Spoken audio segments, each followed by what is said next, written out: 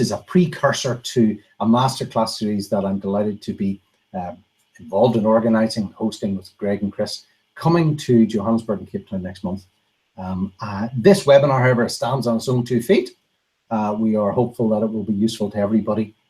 For those that are coming or not coming to the masterclass series, the webinar should go on for about 30 minutes or so, and we'll see how we keep to our timing.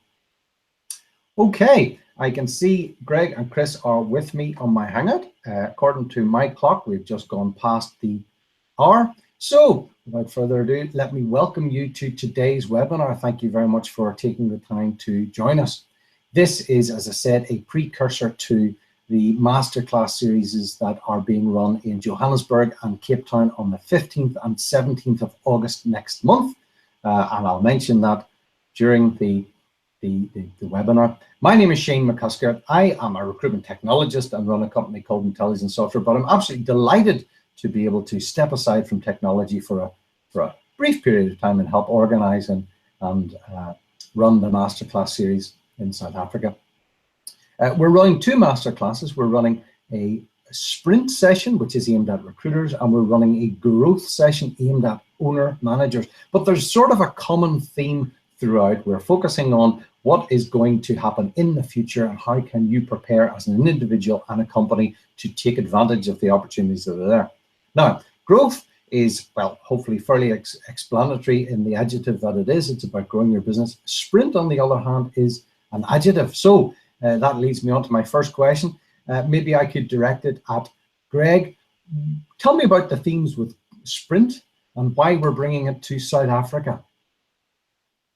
Yeah, thanks, Shane. Hello, everybody. Back there in South Africa, we created sprints because of the rapid evolution of the recruitment industry, which was becoming, it's apparent to everybody. It's not something that Chris and I have thought up on our own. The recruitment industry is changing dramatically. But what we are seeing is a lack of evolution from the recruiters themselves and of course from the owners and managers. And that's very worrying because we're seeing an emergence of yesterday's heroes. People who used to bill a lot, they're finding they're not billing so much, they're blaming the market, they're blaming technology, but they really should be looking at themselves because their skills have not updated.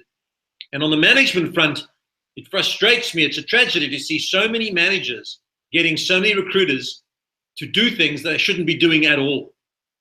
People are gravitating back in many cases. Of course, I'm not for a minute suggesting this is everybody, but many recruiters are gravitating back towards all the tactics they used to use in the old times. Some of those work, but a lot don't. So we actually think that a high percentage of recruiters will not make it in the next 3 years to 3 to 5 years as the market changes rapidly, and recruitment companies will fail. We also see that some will thrive like never before. So the theme of sprint is to look at that future and to say, right, these are the skills, the tactics, the evolution, the ideas, the strategies that good recruiters will be employing now and learning now to take advantage of the. I mean, we have massive believers in the recruitment industry. I mean, I'm actually investing in recruitment companies, so I'm not a doomsayer, not across the whole board. I'm not. But I'm definitely saying some people are going to fail and others are going to thrive. Now, we presented this particular masterclass sprint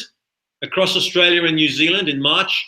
Shane, we had 1,500 recruiters come, and the feedback has been as positive as anything I've ever done in 30 years. It's been really well received. And as you know, Shane, you helped in one of these events. I've been to South Africa twice before. My content was really well received, but I think this is taking it to a new level. So we're bringing it to South Africa, which doesn't get a lot of international exposure. And we're speaking to my contacts there and people I know in the industry. Some people are struggling. The evolution is slow there as it is in other parts of the world. So it's a great time for South African recruiters to think disruptively and bravely about the future. That's why we're bringing it. So, Chris, sorry, Greg, tell me about the Future Fit Recruiter, what it looks like and how do you become one? Yeah, right. Well, of course, what we want and what we need to explain that to people is 4 hours. So I would say you need to get, those of you on this call, you need to get on the blower or on the internet to Shane quickly, because this isn't shameless promotion. Well, it is shameless promotion, but we only have a certain amount of seats left in Joburg and Cape Town for the sprint event. It is rapidly heading towards being sold out. So I'll give you a flavor of it. We break sprint down. The word sprint is an acronym, SPRINT. Each stand for one of the pillars of the Future Fit Recruiter. And to give you a flavor, the first one that we like to talk about is sourcing and seduction. And what we're saying there is best candidates are not going to come to you. Talent shortages are emerging everywhere across the world, and they are emerging in South Africa in very key areas. You can't find good candidates. So you've got to be a genius sourcer. And we've got a lot of tactics around that, and some simple hacks for Facebook. One of them invented by this mad Irishman from Belfast that I like to talk about. And we've got LinkedIn hacks, and we've got other tools, Twitter hacks that we share with people. But we also say finding people is one issue. Approaching and bringing them into the hiring mechanism is a seduction. It takes finesse. And we talk about the sophisticated approaches that recruiters need, not just sending blind copy and paste emails, for example. We talk about phone sourcing, and it's a big section of sprint. So that's one. The other one we talk about a lot is reinvention, where we say, now guys, you have to reinvent the way you interact with all moving parts in this business. So you've got to change the way you interact with candidates. You've got to change the way you win clients. There's a big section on business development and social selling, and not just relying on cold calling and old tactics. We're not saying old tactics are useless. We are saying that some of them are becoming less effective.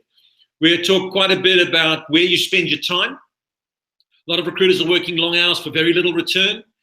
We talk about building up your self-image, and that's about confidence thing and just believing that you do good work, but also your public image, your brand, and the value that you provide.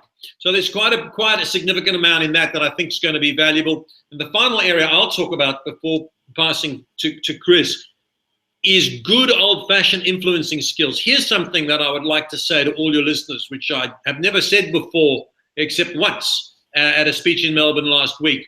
And that is that with the emergence of artificial intelligence, which we do have to worry about, what's going to happen is that big chunks of the recruiter job are going to be done by machines.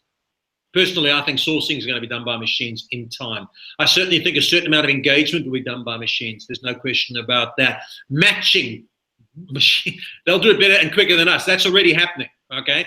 So you've got to say, okay, is that going to replace my job? Well, the answer is no. It's going to actually facilitate more time for you to do the part of the job that only humans can do. And that is the part that recruiters have to be good at. And of course, that's the selling part. That's the influencing part. And ironically, it's the part that many recruiters have lost the skill in because they've allowed themselves to hide behind technology. And digital, for all its good, has also a lot of bad to it. It's dumbed the industry down. So we talk a lot about influencing skill, qualifying job orders, working on the right candidates, managing. The day that you, Shane, can come to me and say, Greg, I've invented a machine that's going to handle a counter offer, well, that's the day that I'll retire as a recruiter, because that's not happening anytime soon. So it's those sorts of skills that we really dig into, the influencing skills. And actually, apart from Chris's material, which everyone loved the most, of my material, that part was probably the best received because people could see they needed to get better at that. So those are 3 areas, and then Chris tackles another 3 big areas. Well, a lot of what. Sorry, Chris, I was going to throw a question at you, but keep talking there. You'll pick up on that. I wanted to bring you the final 3 pillars of sprint, Shane. But before I do, I want to say that a lot of our content is about change and having what we call high change intelligence. But there is a saying that the more things change, the more they stay the same. And I'm still struggling to get a word in when I have to present with Greg, right? So I'm going to keep my time now as long as I can. Well, thanks, Chris. That's enough from you. So the other 3 pillars of sprint. The P stands for promoter. Yes, the future recruiter has to be a brilliant skills hunter, but increasingly they have to be a talent and client magnet. And that's what we cover under the promoter heading. It's all about how to build your personal brand. Building your personal brand offline. Greg and I believe that outstanding candidate care is the absolute pillar, the bedrock of building your personal brand as a recruiter offline. And I know, having managed a recruitment budget of 55 million Rand annually in my last role, how dissatisfied most of my employees that had come to me through recruiters were with that candidate experience. So building that offline brand by being brilliant at candidate care, vital. But it's more than that. It's also about, as a promoter, building your online brand. And we cover in detail how to embed social and digital into your DNA going forward. Let me say this. Social and digital is not a fad. It's not a project. It's not something on your to-do list. It's got to be something that you embed in the way that you behave, act, think, and go forward as a recruiter today and tomorrow. You need the right strategy. You need to be able to leverage blogs, Twitter, LinkedIn, and also, as Greg in the last 6 months has done so effectively, leveraging Instagram for business to build that personal brand. Now, the N stands for networker. You see, you can't get a word in, so he's trying to distract. No, this is what happens. I'm using Instagram. Good. You know. Networker is a critical part of the Future Fit Recruiter. And this isn't about your LinkedIn contacts, your database, your network are that group of people, those business associates that when you bump into them at the airport, you know their name, you've built up some sort of goodwill equity between yourself and them. They might be candidates, they might be clients. Some clients have also been candidates at times. We know the mix. Being an outstanding networker, a critical part of the Future Fit Recruiter. It's all about giving time every week, building up that goodwill equity, working on your database. The bottom line is, if you can build relationships, anything is possible. And if you feel and find that your database of contacts is stagnant, is getting older, then you're becoming one of these has-beens, or what do you call them, Greg? Yesterday's heroes of recruitment. So networking, very important. And the final element of Sprint is the T, and this is all about Taskmaster. It's about how to become more efficient and effective every day. We're using technology more and more. It's actually not making us more efficient and effective. In many ways, it's making us busier. We've got more to do. Taskmaster is about very simple things, but with an edge. To-do lists, how to prioritize to-do lists, how to stick to to-do lists. And for your audience today, I'd say two things. If you want two little snippets to go and research, do go and look up the phrase Pomodoro, Pomodoro. It's Italian for tomato, but look it up in terms of Pomodoro time management technique. It's one of a dozen ideas that we'll share with you at Sprint. So that's Sprint, the Future Fit Recruiter, SPRINT. There you have it. Chris, a big part of what you're saying there, at least comes across to me, which is different, is about personal branding. How important is personal branding for recruiters nowadays? Shane, it's critical. It's in all my work across a range of professional services industry, and in all the time I spent in the advertising and marketing industry, I've never seen an industry that needs personal branding more than the recruitment industry today and tomorrow. It's non-negotiable. It helps the Future Fit Recruiter become that talent and client magnet, which is absolutely critical. As Greg talked about, candidates need to come to you. The good candidates need to find you. Frankly, as a client, it was the recruiters that had the candidates that I wanted, where I was prepared to pay it, where the value was. So if you've got the right candidates, you're delivering value to the client. You need to build your profile. You need to engage with content that is relevant, that is useful. You need to differentiate, and that's what personal branding is all about, online and offline. You know, in Savage Sprint, we do talk quite a lot in one area about how to become a trusted advisor, how to become an indispensable to your client. But personal branding is a step before that. You become a trusted advisor when a client has hired you or a candidate has engaged with you. But you need to become, through personal branding, what Greg and I call a trusted authority. You need to become the go-to person for candidates and clients. They might never have met you, but they know who you are, they know what you stand for, and they know what you can bring. It's no longer an option. You've got to bake personal branding into your DNA as well. Yeah, I'd just pick up on that and say, Shane, that echo everything Chris says. You know, all your people listening to this or watching this would agree that the recruitment industry gets a bad name, that clients tend to say you guys are all the same, you're undifferentiated. And it's not entirely true. There are many recruiters who are better than many other recruiters, but we have the mechanism, which is content, branding, and engagement online to differentiate and to create an image which opens doors that otherwise would not be opened. And we talk quite a bit about this in Sprint. We give people tools, we explain how, but we also say, fit. You can't go to the gym 3 times and say, right, job done. It's the same with social. You can't put out 4 blogs, and say it's done. Nor can you go to the gym once a month and say I'm going to be fit. It'll make no difference. So you've got to be very consistent and take a long-term view.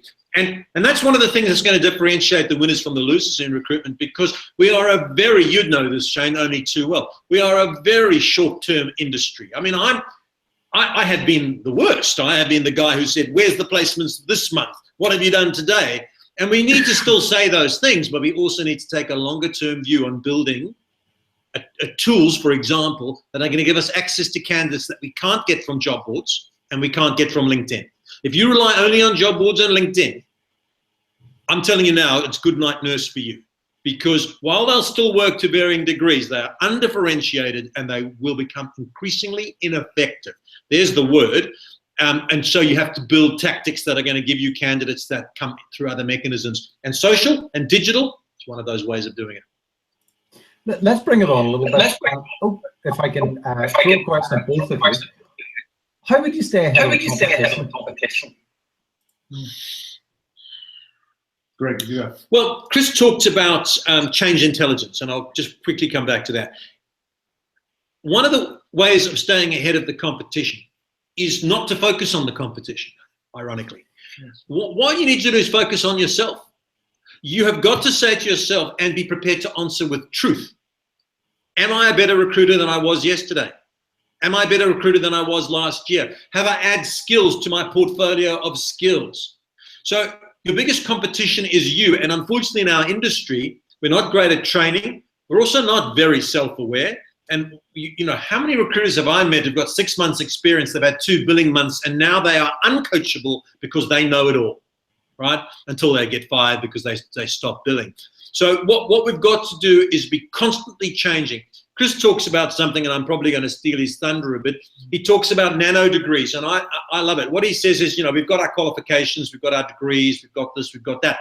But we've got to continually be focusing on micro learning. And a great example for me was about 6 months ago, people started talking about artificial intelligence to me and how's it going to affect recruitment. And the truth, Shane, was I didn't have a clue, really.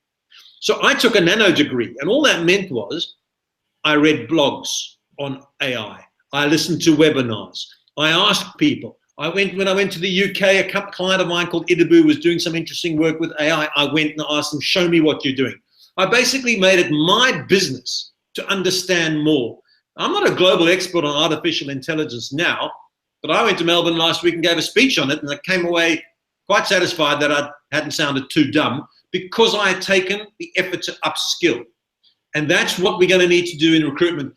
People have got to say, right, I need to get better at sourcing. I need to learn how to use Facebook. I need to get better at handling counter offers. I have to learn how to sell my fee better. Chris, you're big on this too. Yeah, I am. I mean, to me, it's very much an attitude. Staying ahead of the competition is about keeping yourself at the edge, and that's what Savage Sprint's about. It's also what Savage Growth, our other masterclass, is all about. And for me, the message really came through. In my last role, I ran an organization with 5,000 people and had close to $500 million worth of revenue. And yet I found that even though I was the oldest guy there, I was still wanted and needed and relevant and adding value to the young entrepreneurs running our businesses. And I realized to stay ahead of the competition, you've got to realize this, that what got you to where you are in your career today will not take you to where you need to go next. The change is so fast the change in the way clients engage with us, the way candidates engage with us, the way our competition is evolving, the way that we need to price and source and serve is changing so quickly that all the good things that took us here are leverage, but we need to adapt going forward. So you need to stay paranoid. To stay ahead of your competition, you need a healthy dose of paranoia. The most dangerous thing in business is a good last result, because it makes you complacent, it makes you feel safe. If it ain't broke, fix it. And a lot of what we talk about in Savage Sprint is about how to have an attitude that we sum up in a word that was invented by a guy called Edward de Bono, who said, I've invented this word for today. For you in the professional services industry, it's a word that doesn't exist, but you need to use it every day. And that word is EBNE, E-B-N-E, excellent, but not enough. And to stay ahead of your competition in recruitment, you need to have a philosophy of EBNE. What you do, a proposal, a placement, a marketing campaign, excellent, but not enough. How can we do it differently? How can we innovate? How can we bring in change and more value? How can we sharpen our value proposition? How can we differentiate more than we are right now from our competition? If you have that kind of attitude that what got us here won't get us there, if you have a little degree of paranoia in how you use the future, you will stay ahead of your competition because they're not thinking as hard about it as you are. Yeah. Chris, if I can stay with you for a moment, because we're moving the conversation away from the individual and more for the group. How can an agency owner or manager develop a future fit recruitment team? Yeah, that's a great question. I'll ask Greg to talk about an aspect of that in a moment, but I think there's 4 or 5 things. The people with the best people always win. So number 1, it's about hiring the right people. And the right people today are a little bit different to what they were 5 years ago. They need to have the right change intelligence attitude. They need to be high performers and wanting to be part of a high performance team. But your hiring strategy, absolutely critical. You need to train your people intensely.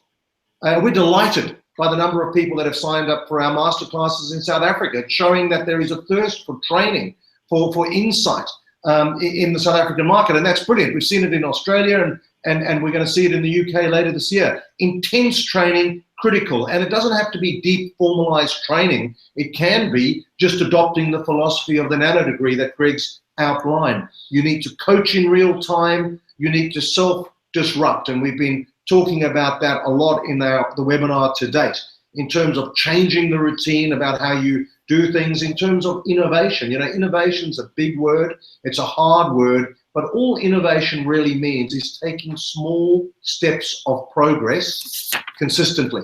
If you can change 2 things in your business every month in small ways, little things, the way you price, the way you serve, the products you bring to market, little steps of progress. If you do that every month for 24 months, you will be a completely different business 24 months later. Sharper, more competitive, more differentiated, and a higher value proposition. Technology and keeping up with technology is critical, but one of the pillars of the Future Fit Recruitment company is the way that you use KPIs. And Greg, do you want to share some insights around that? Yes, well, of course, we're talking now about the content of Savage Growth, which is our masterclass for managers, which is coming to Johannesburg and Cape Town very soon.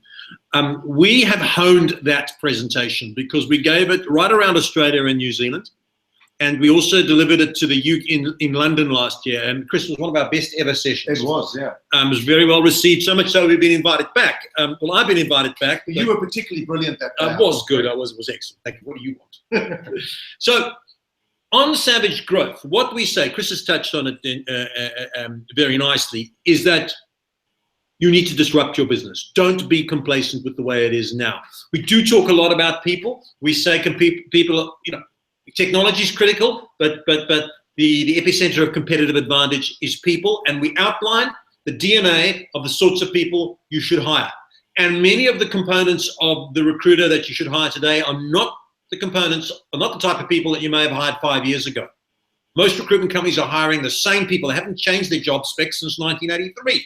They're still looking for the same types of people. And you need different people because the industry's changed. We talk a lot in Savage Growth about creating a high-performance culture, which is not easy to do, and we delve into that in quite some detail. And then we talk about KPIs, and I'll reveal my hand. I believe in measurement. I believe you can't manage what you don't measure. I don't mind if you call them KPIs, but you do need, in recruitment, to deliver a certain amount of activity if you're going to get the outcome. However, it's not only activity, it's quality of activity and who you're doing it with. And some of those activities have changed. We need to have different sorts of KPIs. So I see people still asking their recruiters to, I'll tell you a little very quick story, which sums this up, Shane. I was talking to an owner of a recruitment company in Sydney. He said, I like KPIs. I said, that's not a problem. He said, we have a goal that people have got to make 100 cold calls a day. I said, that sounds terrible. How's it working? He said, it's a disaster. It's not working. 99% of them, they can't get through to people. It's not working. I'm going to change it. So now I got really interested, Shane, because I thought, I'm going to learn something from this guy. He said, what are you doing? He said, we've made it 150 calls a day. So it's this mindless, frankly, I'm going to use the word, it's stupid, right? To ask your consultants to hit their head against a brick wall and encourage people to do more of what's not working. And so it leads on to a big section in growth, which is about leadership. It's leadership that Chris and I have learned between us. We've got 60 years of managing recruitment and professional services businesses. And so nothing we talk about in leadership is out of a book. There's plenty of books on leadership, but this is what we've learned from the trenches, and we can give people, we will be giving people very tangible tips. And the feedback we've got is that people have changed their behavior almost immediately as a result of using these tips. And so there's a big section on leadership. There's a big section for managers on marketing and candidate attraction. We talk about the fact that candidates are behaving like consumers. I believe recruitment is basically merged with marketing. Every recruitment company in South Africa, anywhere for that matter, should actually act as a digital marketing agency. You need that capability. You shouldn't hire somebody in for an hour a week to do some tweets for you. If you've got 6 staff in your company, your 7th person should be a digital marketing expert. That's where it's at. So we will be outlining that, and we'll actually give you a social framework on the day, how you can, and you know, I will have no acceptance of someone saying to me, oh, you know, I'm too old to understand digital and social. That, frankly, is bullshit. I'm 60 years old, right? And I know as much about digital marketing for recruitment as most recruiters. Not because I'm clever, because I most definitely am not clever, but because I've made it my business to find out, because it's critical to know that. And the companies I'm involved with have gone that way. So we talk a lot about that, and then we wrap it up with a session. There's actually 10 sessions in this, and I think Chris and I between us have touched on about 6. But one of them is business performance. I talk a lot about calculating your cost of seat, which will shock people, because I will show you a tool to work out the cost of recruiters before you've paid their salary. And it will very much impact owners and managers' belief as to what productivity they need to get from people. And we'll talk about key metrics to measure from a financial management point of view, not an accounting point of view, from an operational point of view. So that's what growth's looking. I'm very excited about the growth one, because while there's quite a bit of training for recruiters, directors and owners and managers of recruitment companies, they tend to learn from the school of hard knocks. And there's no one, you know, if you're running a recruitment company of 10 people, who's teaching you? You know, where are you learning from? So there's a lot of great stuff that we've learned. And what attendees of the Savage Growth Masterclass will leave with is an absolute roadmap on how to power profits in disrupted times. In fact, we call it the Savage Growth Accelerator. As Greg said, there's 10 pillars to it. Each starts with a P, very cleverly, including fearless leadership, PH, fearless. That's how clever we are. But we look at planning, and planning is a critical part of business success in these disrupted times. And we take short-term planning. Where do you want your business to be in 3 years' time? And we share a brilliant methodology that we call the PACE methodology that looks at ambition. Where do you want to be in 3 years' time? It looks at your capabilities against the 10 Ps. And then it looks at your execution plan. What are you going to do specifically in the next 6 months to start moving towards your ambition? And then we move back to the P, because the P stands for protect. We're great believers in what Mike Tyson said about plans, that everybody's got a plan until they get punched in the face. So while we develop a 3-year plan on how to grow your business, we then look at what are the vulnerabilities and weak spots in your business today. We look at positioning, how to differentiate, how to develop a 4th dimension or wow factor around your business, and how to shape that into an elevator pitch. An elevator pitch that gives a true value proposition to the candidate and the client and makes you different to your competitors. As Greg said, we cover people, we also cover product and innovation, that fearless leadership, pleasing, how to super please existing clients and grow existing client relationships, promotion, prospecting, performance, and then finally, we talk about persistence. You know, Walt Disney once said that very often the only difference between winning and losing is not quitting. And we talk about to be a robust, to grow, to be a leader, one of these recruitment companies that will thrive through disrupted times. You've got to be resilient, you've got to persist, and we give a number of tips and clues on how businesses and leaders can make sure that they are sustaining themselves through these tough times. Let me if it's not broken, what's the cost of not becoming future fit? Oh, okay, that's very easy. It is a slow and painful commercial death. End of story. You know, this is what amazes me, Shane. Everyone on this call will be able to name any amount of industries that have been disrupted. You know, we know about the taxi industry, we know about the music industry, Airbnb and the hotel industry, any amount of industries, online shopping, everyone's being disrupted. Everyone, you know, big companies that were household names have disappeared. You know, what happened to Kodak, all that stuff. And yet in our industry, we seem to live under this sort of weird illusion that we're not going to be disrupted. We will be disrupted. We won't be killed off. I mean, there's still photography. There's still people getting lifts in cars places. It's just being delivered differently, right? People are still listening to music. They're just buying it differently through a different mechanism. So people are still sleeping in beds at accommodation. It's just been delivered a different way. So what I'm saying is that unless recruiters upskill, reskill, change, pivot the way they work, and certainly from companies as well, they'll start living off the scraps, their margins will be degraded, their earnings will go down, their job satisfaction will wilt, and in the end, they'll go and get another job if they can find one. And I'm not exaggerating. I'm already seeing it happening in some parts of the world. So there is no alternative, Chris, is there? There isn't. But our overall message, and Greg and I, in all the industries we work in, obviously particularly in the recruitment industry, we can see the slippery slope for those that are not changing and becoming future fit. But underneath it all, I think it's fair to say that we've never felt more optimistic about this industry. I've never felt more optimistic about professional services, because conditions are perfect. If you've got the right mindset and you take the right actions, change is our friend. And this is the time to think we are in recruitment. It is going through change.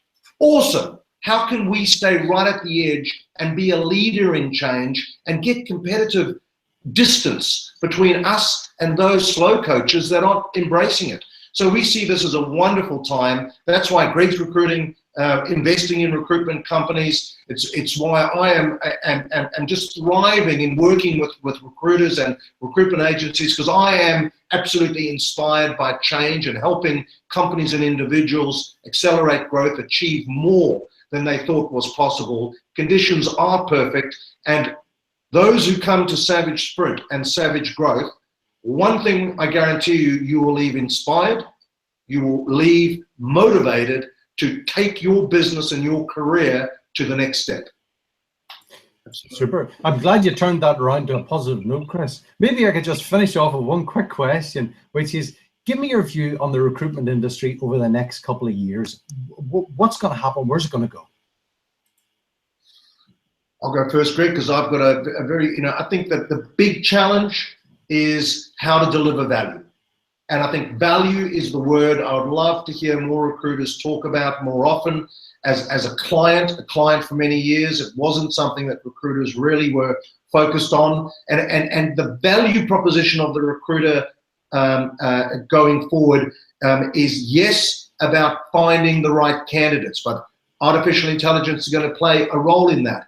But then it's the human factor that artificial intelligence will never replace, which is the persuading, the seducting, the closing of the transaction, where I think the recruitment industry has an amazing opportunity to add real value to clients and candidates going forward. Greg.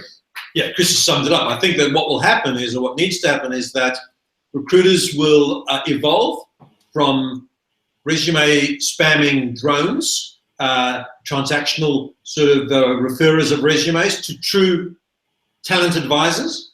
And that won't matter whether you are an agency recruiter. If you're agency, you'll be advising your client, and that's where the Chris talked about talent, the advisor, and the more human skills. If you're a in-house recruiter, you still have an internal client who will be the same. And for candidates, the recruiters have to actually act as their agent. You know, like a footballer has an agent or an actor has an agent, in the sense, and that's important because in those relationships, it's exclusive and there's massive trust. And those are not words that I would use at the moment for most recruiters with their candidates, right? So that's how it's going to evolve. And those recruiters who can evolve their skill set and change accordingly will do brilliantly, you know, and many are. If all you can do is refer resumes around that you scrape off job boards, a machine will do it far better than you, or some guy in Manila being paid 1/10 of what you get paid will do it. And there's no future in that.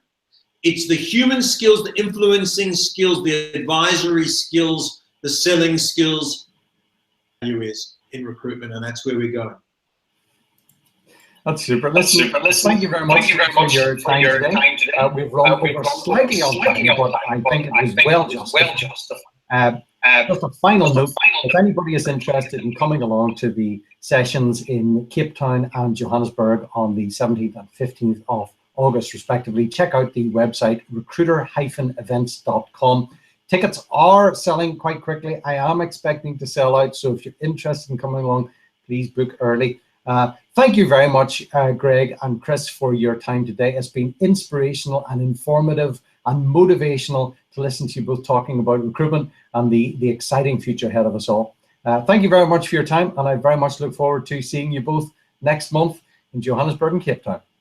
Thank you, Shane. Thank you, Shane. See you all there. Well, bye.